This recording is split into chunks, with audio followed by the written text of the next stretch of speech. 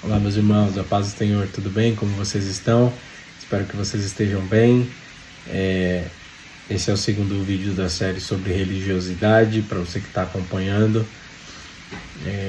Lembrando que nós não estamos falando de religiosidade institucionais, mas de religiosidade pessoal, que ela se caracteriza por ser um engano.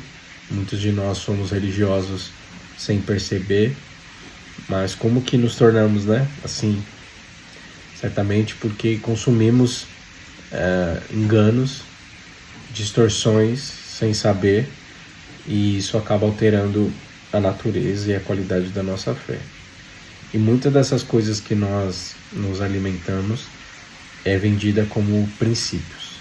Essa palavra é utilizada por aqueles que querem causar algum tipo de relevância na sua fala, porque existe um gatilho mental no ser humano quando nós falamos de princípios. Acende uma luz amarela e todos nós passamos a prestar atenção naquilo que está sendo dito, por considerar a relevância do assunto.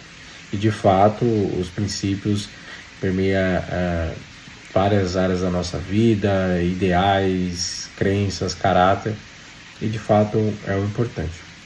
Contudo, o que eu quero ressaltar é que nem tudo que chamamos de princípios são princípios. Existem pelo menos duas naturezas distintas deles, e não considerar isso pode influenciar negativamente na qualidade e sustentabilidade, como eu disse, dos nossos ideais, crenças e caráter, mas principalmente da nossa fé, que é o nosso assunto. A religiosidade, na verdade, nesse aspecto que estamos falando, é uma distorção da verdadeira fé. Então, se nós aprendermos um princípio ou tratarmos algo como um princípio de maneira irrestrita, a gente pode estar alterando significativamente as verdades da fé. Mas vamos começar pelo começo. O que é um princípio, como eles são formados. O conceito que nós utilizamos usualmente, e aqui eu posso já falar como normalmente nós pensamos sobre o princípio, é tudo aquilo que a gente define como realidades fundamentais e universais, que é revelado principalmente pelas escrituras, né? Na base da fé. Então, tudo que a gente considera como fundamental, universal, revelado nas escrituras, a gente define como princípios. Contudo, esse conceito ele não advém da própria escritura, né? Esse conceito de princípios ele é uma construção filosófica aplicado, refinado pelo direito e aplicado pela teologia sistemática. E nós tomamos mãos disso, observamos ali nas escrituras o que são essas verdades, essas realidades fundamentais, e aí nós rotulamos como princípios. Contudo, tem se utilizado essa palavra de maneira inapropriada. Muitos nem têm um conceito claro sobre o que é um princípio e acabam chamando tudo ou qualquer aspecto ou qualquer situação como princípio. E isso acaba, como eu falei, minando a nossa verdadeira fé. Por isso, o nosso trabalho inicial aqui é determinar ou esclarecer pelo menos duas naturezas, que eu acredito que são as que existem sobre o princípio.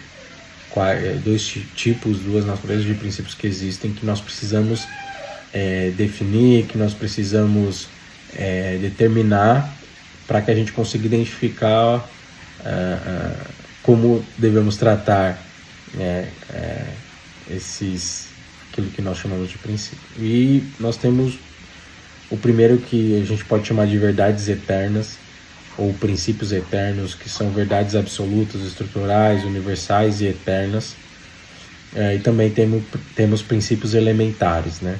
Que são determinações sugestivas de conduta ou de resultado, como as coisas normalmente acontecem. Então, dentro dessa nossa ideia de princípios, de como nós aplicamos nos ensinos e tudo mais, nós podemos, pelas escrituras, identificar esses dois tipos de princípios. princípios que a gente chama de verdades eternas ou princípios eternos e princípios elementares da vida e etc. É necessário a gente distinguir esses diferentes sentidos. Normalmente e contemporaneamente, nós costumamos designar verdades espirituais, normativas e permanentes como esses princípios, né? E aí utilizando eles para orientar a nossa vida. Contudo, quando a Bíblia utiliza o termo princípios, normalmente ele tem um sentido de fundamentos elementares da fé, que é próprio de uma estação inicial e maturidade, como em Gálatas 4:3, 4:9, Colossenses 2:8 e 2:20, Hebreus 5:12. São rudimentos ou bases, os primeiros ensinos que servem para o crescimento, para um sistema completo de leis e verdades espirituais. Então, quando a Bíblia fala sobre princípios, ela não trata como essas verdades universais que a gente fala, né? A palavra, quando ela é utilizada, ela está falando de base, ela está falando de início, ela está falando do leitinho, né? Então aqui é um ponto importante, porque muitas vezes nós não aplicamos a palavra no sentido estrito bíblico, né? Nós só aplicamos com esse conceito filosófico. Então por isso que aqui a gente já tem um grande conflito, porque quando alguém fala de um princípio, mas de que tipo de princípio você está falando? Um princípio elementar, inicial, ou você está falando de um princípio, uma verdade eterna? Então essa nomenclatura pode parecer muito insignificante, mas ela acaba nos protegendo aí de muitos ensinos distorcidos. Então a dificuldade surge quando nós projetamos irrestritamente o significado teológico da palavra sobre textos específicos.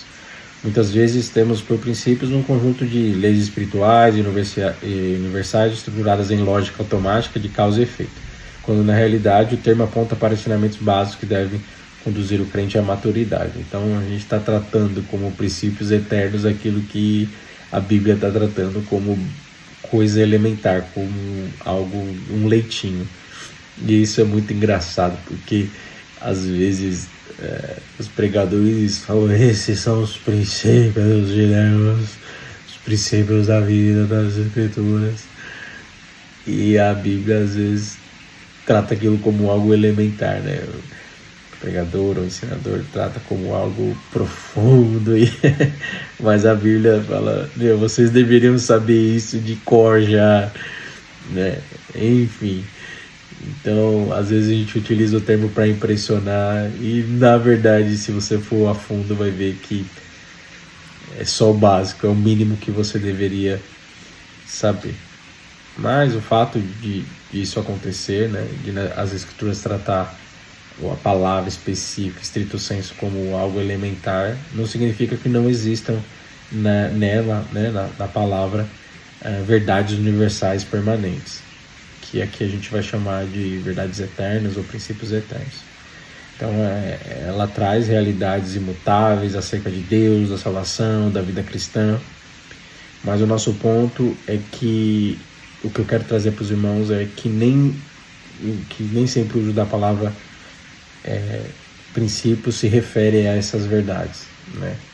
Então especificamente eu, como homem de Deus, pregador da palavra, eu não usaria a palavra princípios, porque há essa confusão de aplicação, de interpretação, mas eu utilizaria essa questão especificamente de algumas verdades, falando sobre elas como verdades eternas e etc. Isso daria uma distinção muito boa para nós. Portanto, é preciso manter precisão conceitual. Em sentido estritamente bíblico, princípios se referem aos fundamentos iniciais da fé. Em um sentido teológico, o termo pode designar verdades universais imutáveis. Confundir esses dois níveis produz leitura imprecisa e pode levar à construção de uma espiritualidade baseada em mecanismo de causa e efeito simplista, algo que a própria Escritura não ensina. Então, qual que é o problema da gente não fazer essa distinção essa distinção de princípios? Que aí começa a vir aquela linearidade. Esse termo não fui eu que inventei.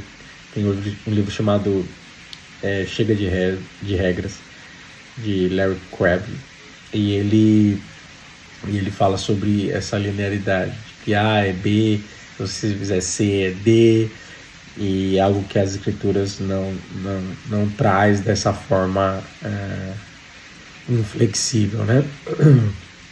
E aí eu quero trazer um exemplo aqui sobre essa confusão da palavra e da aplicação com o princípio da semeadura, um princípio bem conhecido, né? Ele é ensinado frequentemente como uma lei espiritual de retribuição proporcional e infalível. Costuma-se ter como base o texto de Paulo aos Gálatas 6, versículos 7 e 8, pois aquilo que o homem semear, isso também ceifará. Outro texto que pode ser utilizado, né, é Provérbios 22, 8, que diz: o que semeia em justiça cegará males. À primeira vista, ambas as passagens, né, tanto de Provérbios quanto de Gálatas, parecem ensinar o mesmo princípio de retribuição automática e proporcional. Contudo, a gente precisa seguir as regras, 3 regras da hermenêutica, né? Contexto, contexto e contexto, as 3 principais, para a gente ter a atenção devida aí na interpretação desses textos. A passagem de Gálatas está inserida em um contexto doutrinário escatológico e até salvífico, né? Então, soteriologia. Contudo, a passagem de Provérbios está num contexto de sapiência e de sabedoria. Em Gálatas, Paulo trata da responsabilidade do homem perante Deus e aponta para a consequência final de todas as nossas decisões tomadas pelo Espírito ou pela carne. Esse é o contexto da fala de Paulo. Então, o foco não é uma mecânica imediata de retorno nessa vida. Paulo não está focando apenas no que você faz ou deixa de fazer nessa vida. Primeiro ele foca qual que é a fonte da sua vida, se é o Espírito ou a carne. E aí ele diz que ao escolher a fonte das escolhas da sua vida, consequentemente isso vai gerar uma consequência, né? E essa consequência excede a questão temporal terrena, mas vai até o juízo eterno divino. Então trata-se de uma verdade moral universal que se cumpre plenamente na esfera eterna.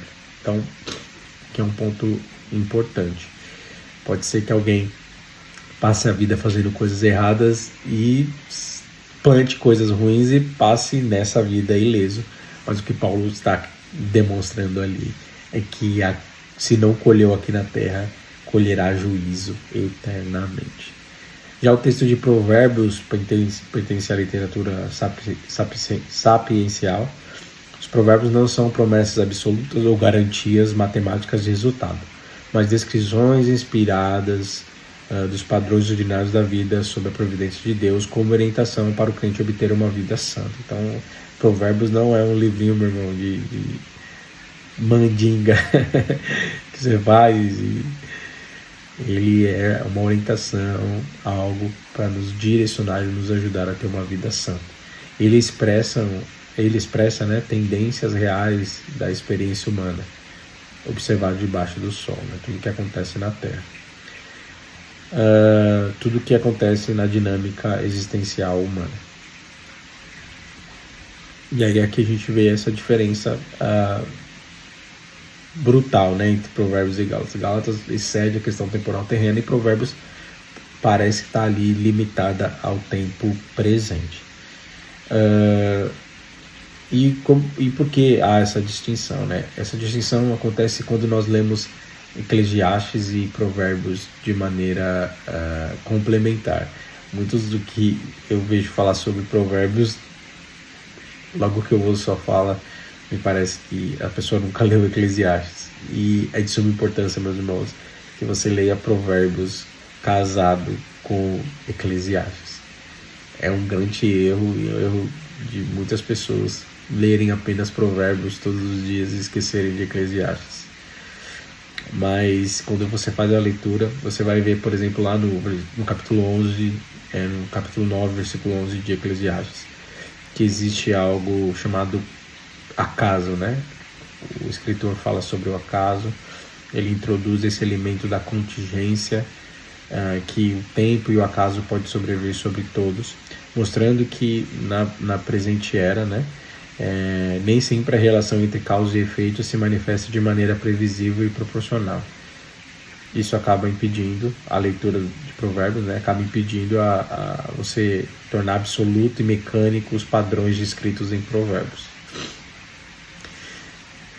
Dito isso, é biblicamente mais consistente a gente afirmar que a lei da semeadura em Gálatas se refere à responsabilidade moral e definitiva do homem diante de Deus, uma verdade eterna, enquanto Provérbios descreve padrões gerais da vida, tido como os princípios elementares, que devem ser lidos e aplicados à luz de outros textos bíblicos.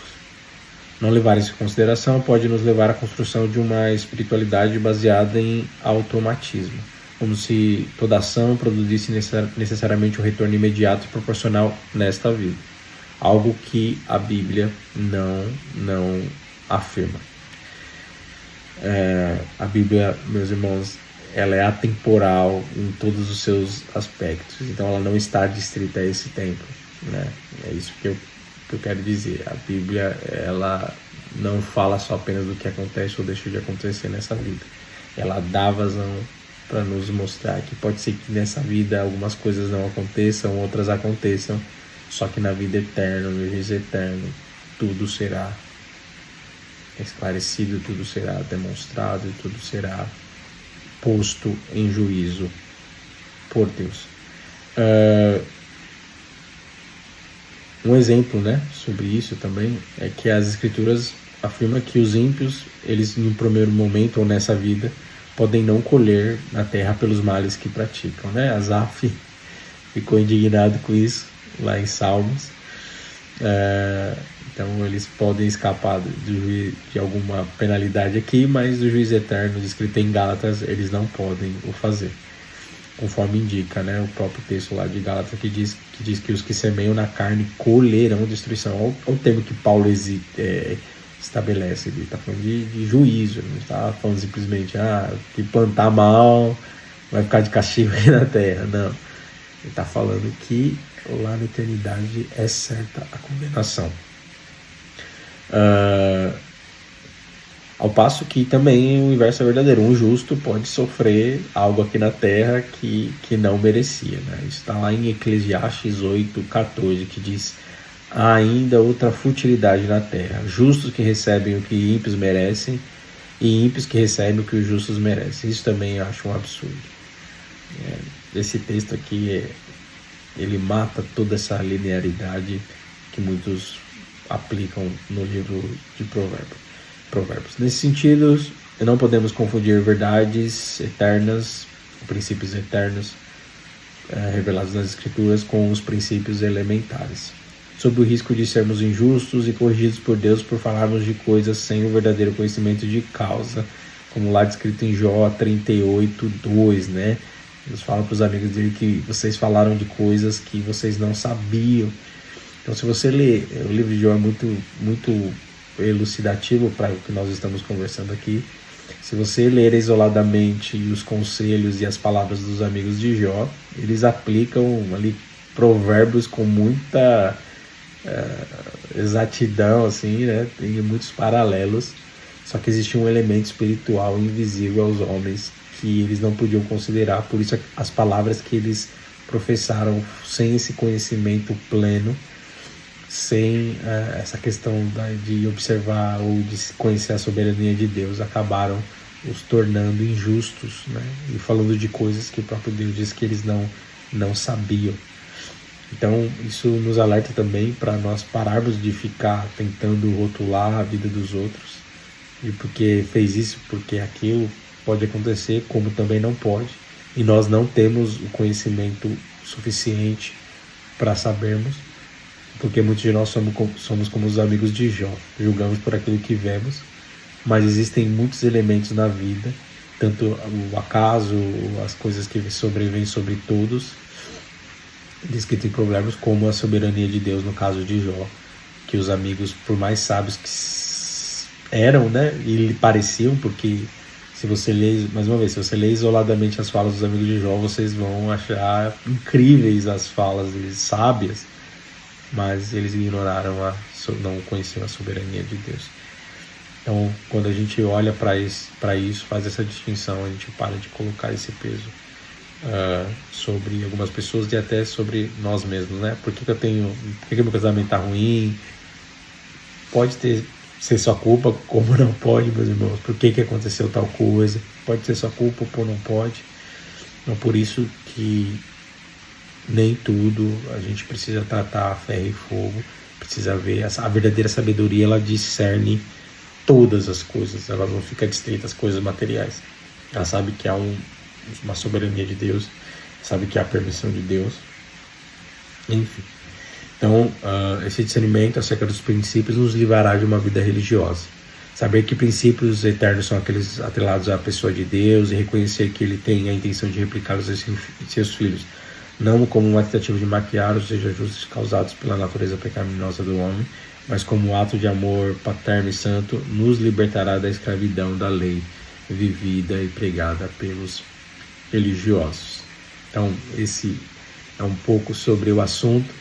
Espero que você tenha ficado até o final. Ficou um pouco mais longo, ficou um pouco mais travado o vídeo, mas é que é um tema difícil, a gente precisava embasar os textos, fazer essas relações, esses comparativos, para que haja essa vacina contra o uso irrestrito da palavra princípios, porque temos consumido os princípios elementares como princípios eternos e temos ignorado o ensinamento, o conhecimento dos princípios verdadeiramente eternos. Então, muitos dos princípios elementares estão tomando a nossa atenção e a nossa energia, e isso faz com que a gente fique atrofiado, que a gente não desenvolva, ignorando e deixando de desenvolver os princípios eternos, que são esses princípios que Deus busca replicar em seus filhos, porque as coisas eternas são para sempre.